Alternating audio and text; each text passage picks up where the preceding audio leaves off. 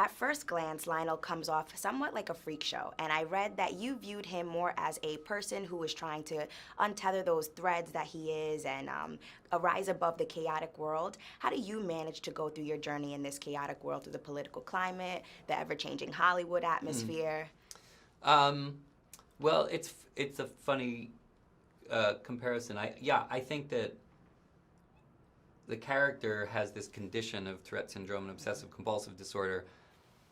It's a kind of struggle that's a little bit more extreme than maybe most of us, but I think the way that underdog characters like that work emotionally is what you're getting at. We may not have that particular struggle, but like Laura, the character that Gugu Mbatha Raw plays, says to him, we've all got some daily battle, and in a lot of ways, I think the message of the film is, whatever your own personal battle is, you've got to find the bandwidth. Like, real heroism is still finding the bandwidth and the energy to care about other people, and contribute in some ways to pushing back against the way that powerful people try to rig the system and hurt us, you know. 100%. And I think I think everybody in any walk of life, no matter what their personal challenges are, has somehow the capacity to be contributive to other people. Yeah, and I love that you mentioned that your character has Tourette's, because the next question I was going to have is, due to the fact that Lionel had Tourette's and you actually got to be a part of this, be his character, direct it, how was this experience for you to actually play the character as well as direct and be such a big part of the film?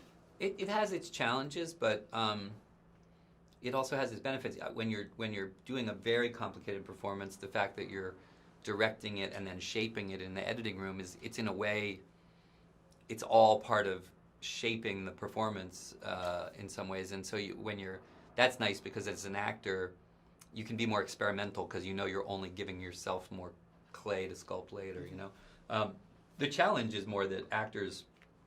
I had some of the greatest actors in the world in the film, and you want, as an actor, you want the chance to focus and work with them, and of course then your director job is like making you go, excuse me, just for 1 second, don't lose that, you're great, hang on, I just got to check something.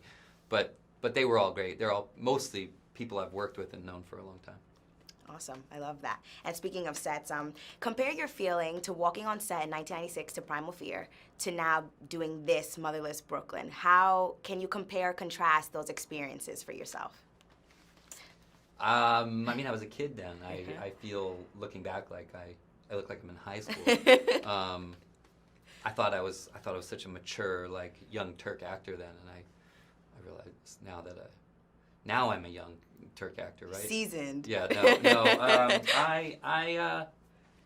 I feel very blessed. I feel like any actor who gets to work with the kind of people I've gotten to work with on the kind of projects I have, has gotten the Willy Wonka golden ticket, and I sometimes, I never stop pinching myself when I get to have those opportunities.